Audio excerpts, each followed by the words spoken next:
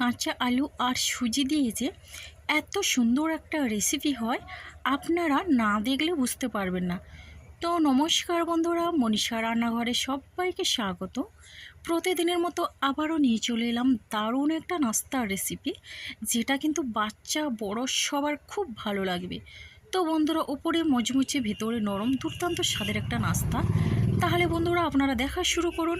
আর দেখুন, এই রেসিপির জন্য আমি এখানে প্রথমে নিয়ে নিচ্ছি আলু।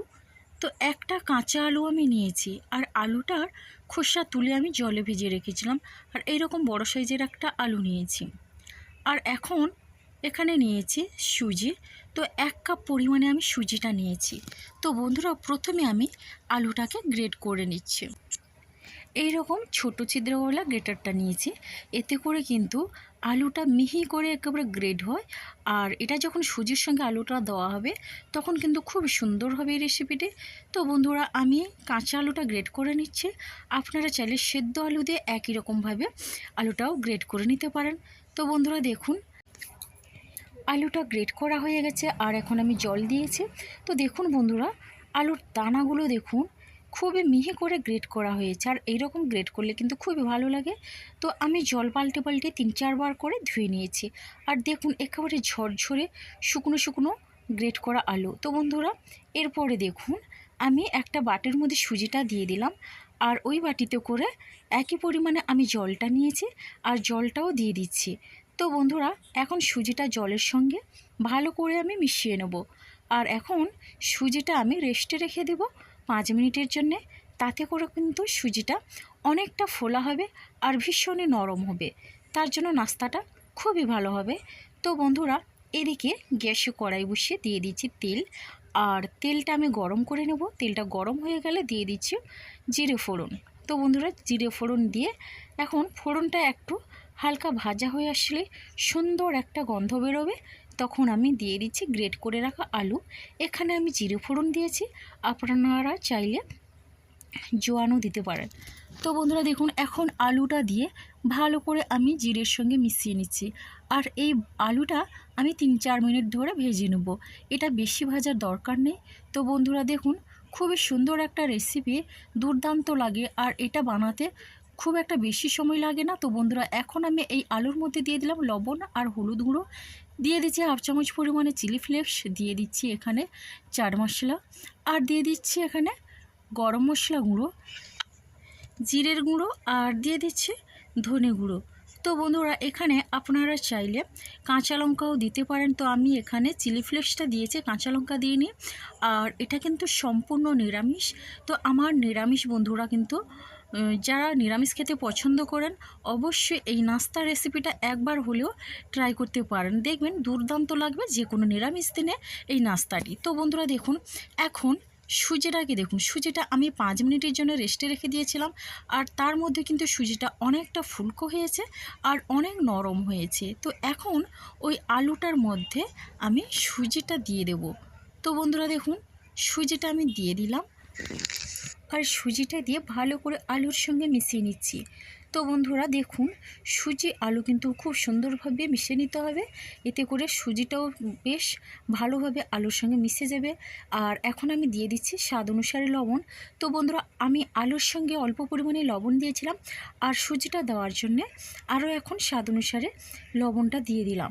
তো দেখুন, লবণটা দিয়ে ভালো করে বেশ আমি আলুটার সঙ্গে মিশিয়ে নিচ্ছি, আর এই রকম সুন্দর একটা ডো তৈরি করে নিয়েছি। তো বন্ধুরা, এখন আমি এখানে অ্যাড করে দিচ্ছি বাইন্ডিংয়ের জন্যে বেসন। তো 2 চামচ পরিমাণে বেসন দিলাম। আপনারা চাইলে বেসনের জায়গায় চালের গুঁড়োও দিতে পারেন। তো দেখুন, এখন বেসনটা দিয়ে ভালো করে আমি এটা মিশিয়ে নিচ্ছি। খুব সুন্দরভাবে মেশাতে হবে, তবে কিন্তু এই নাস্তাটা খুবই ভালো লাগবে। আর দেখুন বন্ধুরা, আমার একেবারে এই ডোটা রেডি হয়ে গেছে। আর এখন আমি একটা প্লেটে নামিয়ে ঠান্ডা করে নেব। তো দেখুন বন্ধুরা, এখানে একটা আমি প্লেট নিয়েছি, আর এই প্লেটে আমি এই ডোটা নামিয়ে নিলাম।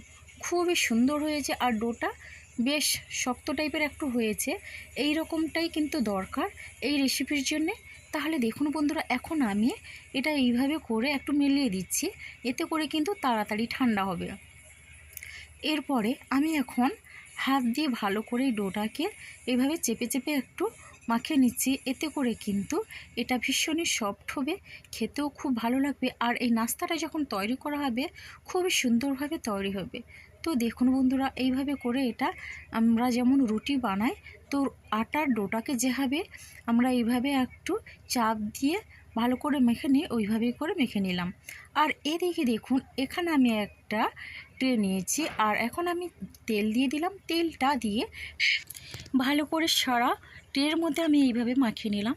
তো বন্ধুরা দেখুন, এবার কিন্তু তেলটা মাখানোর পরে আমি যে ডোটা রেডি করে রেখেছিলাম সেই ডোটা আমি দিয়ে দিচ্ছি। আর ডোটা দিয়ে হাতের সাহায্যে আমি এইভাবে চেপে চেপে সারাটা ট্রের মধ্যে এইভাবে আমি সেট করে নেব।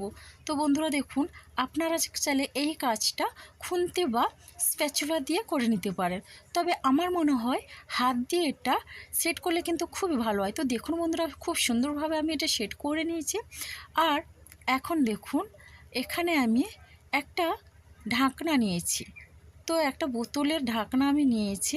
তো আপনারা চাইলে বড় ছোট যে কোনো রকমের ঢাকনা নিতে পারেন।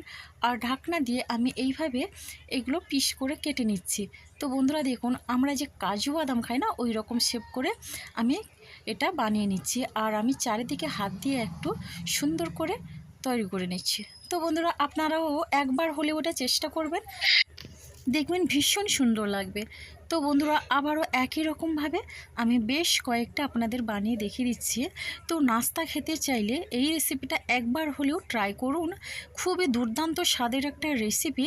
এটা কিন্তু সবার খুব ভালো লাগবে। যে একবার খাবে সে কিন্তু বারবার খেতে চাইবে। তো বন্ধুরা, এটা দুর্দান্ত লাগছে দেখতে, আর দেখতে ভালো লাগলে খেতেও সত্যি খুবই সুন্দর লাগে। একই রকমভাবে আমি সবগুলো বানিয়ে নিলাম। দেখুন বন্ধুরা, আমার কিন্তু একেবারে বানানো হয়ে গেছে। আর দেখেই বুঝতে পারছেন কতটা সুন্দর হয়েছে। এগুলো একেবারে প্লেট ভর্তি করে আমি বানিয়ে নিয়েছি। আর এদিকে দেখুন, এই রেসিপিটার জন্য একটা ঘোল তৈরি করে নিতে হবে। তার জন্য আমি একটা পাত্রে 2 চামচ পরিমাণে দিয়ে দিলাম ময়দা। ময়দার জায়গায় আপনারা চাইলে আটা কিংবা চালের গুঁড়ো দিতে পারেন। দিয়ে দিলাম কারি পাতা, আর কারি পাতা দিয়ে দিয়েছি চিলি ফ্লেক্স। একটু ঝাল ঝাল হলে খেতে খুবই ভালো লাগবে। দিয়ে দিলাম 1/2 চামচ পরিমাণে গোটা জিরে, দিয়ে দিলাম কালো জিরে, মানে সাদা জিরে আর কালো জিরে দিলাম। আর দিয়ে এখন দিচ্ছি স্বাদ অনুসারে লবণ। তো বন্ধুরা, এখন দিয়ে দিচ্ছি হলুদ গুঁড়ো কালারের জন্যে। তো এই উপকরণগুলো দিয়ে ময়দাটাকে ভালো করে আমি এখন মিশিয়ে নিচ্ছি। আর এখন আমি দিয়ে দিচ্ছি জল। তো প্রথমে অল্প জল দেব। একসঙ্গে কিন্তু বেশি পরিমাণে জল দেওয়া যাবে না, তাহলে গুটলি থেকে গেলে এই ব্যাটারটা ভালো হবে না, আর রেসিপিটাও খুব একটা ভালো হবে না। অল্প অল্প জল দিয়ে এটা তৈরি করে নিতে হবে। যখন কোনো কিছু নাস্তা খেতে ভালো না লাগে, একবার হলেও যদি এই নাস্তাটি ট্রাই করেন, তাহলে কিন্তু দেখবেন যে কোনো নিরামিষ দিনে আপনার এই নাস্তাটির কথা মনে পড়ে যাবে। তো বন্ধুরা, আমার এই রেসিপি যদি আপনাদের ভালো লেগে থাকে, তাহলে অবশ্যই লাইক, কমেন্ট, শেয়ার এবং সাবস্ক্রাইব করে আমার পাশে থাকবেন, এবং বন্ধুদের অনেকভাবে শেয়ার করে দিবেন। তো বন্ধুরা দেখুন, আমার এটা রেডি হয়ে গেছে। আর এখন আমি গ্যাসে কড়াই বসিয়ে দিয়ে দিয়েছি তেল। তেলটা গরম হয়ে গেছে। এরপরে আমি যে নাস্তাটা বানিয়ে রেখেছিলাম সেগুলো দেখুন এই ঘোলের মধ্যে আমি এখন দিয়ে দিচ্ছি। আর এখন এইভাবে ভালো করে ডুবিয়ে নিয়ে আমি কাঁটা চামচের সাহায্যে এটা তুলে নিচ্ছি। তো এইভাবে করে আমি তেলের মধ্যে দেব। এতে করে এক্সট্রা ব্যাটারটা ঝরে গেলে এই রেসিপিটা কিন্তু দেখতে খুব ভালো লাগবে, নাস্তাগুলো দেখতে খুবই সুন্দর লাগবে। তো বন্ধুরা দেখুন, একটা একটা করে আমি কিন্তু সবগুলো দিয়ে দেব।